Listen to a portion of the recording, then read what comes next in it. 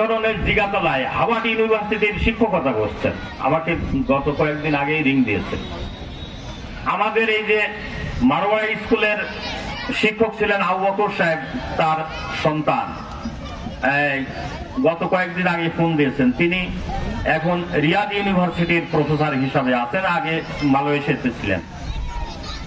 তা আমরা এত অনুষ্ঠান করি, কিন্তু আমাদের এখানকার যাদের নারীভূতা আছে, এখানে যাদের মানুষ হওয়া, এইসব গুণীজনদেরকে কিন্তু কোনো সময় আমরা ঈশ্বর দিবাসী কোনো সময় তাদেরকে সম্মান দেখাই না, তাদের একটা সম্বর্ধনার কোনো ব্যবস্থা করি না। এটা আমাদের জন্য দুঃখ, এই কালচার নেই আমাদের ঈশ্বর দিতে। আমি আশা করছি সামনে আপনারা আছেন, এই ধরনের গুণীজন সম্বর্ধনার আপনারা ব্যবস্থা করবেন, তাহলে দেশের প্রতি, জন্মভূমির প্রতি, নারীভূতার জায়গার প্রতি তাদের টান থাকবে এবং তারা সম্মান পেলে এখানে কিছু করবে, এটা আমার বিশ্বাস। সম্মানিত সুধী মণ্ডলী, আমি আর কথা বাড়াতে চাই না, এদিকে আজান হয়ে গেছে, নামাজেরও সময়।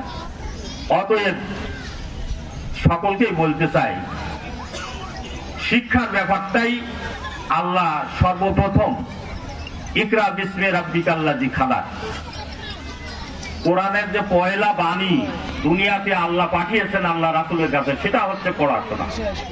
পড়া আর পড়া, এর বিকল্প কোনো কিছু নেই। আসুন আমার সন্তানকে, আমার পরিবেশকে, আমার দেশকে গড়ার জন্য আমরা মানুষ তৈরি করি। মানুষ তৈরির কারখানা হচ্ছে এই বিদ্যালয়। আমরা আশা করছি এই স্কুলটির প্রতি আমরা সকলেই আবার নজর দেব এবং এই স্কুল উত্তরোত্তর তার পড়াশোনার মান বৃদ্ধি করবে, শ্রী বৃদ্ধি করবে, শৃঙ্খলা বৃদ্ধি করবে, এই আশাবাদ ব্যক্ত করে সম্মানিত সভাপতি মহোদয়, আমার স্নেহের প্রধান শিক্ষক, আমার শিক্ষা অফিসার এবং যারা আজকে এই অনুষ্ঠানে এসছেন সকলকেই আন্তরিকভাবে মোবারকবাদ জানাচ্ছি, ধন্যবাদ জানাচ্ছি। আপনারা এসে আমাদেরকে কৃতজ্ঞতার আবদ্ধ করেছেন, এর জন্য সকলের জন্য আমি দোয়া করি।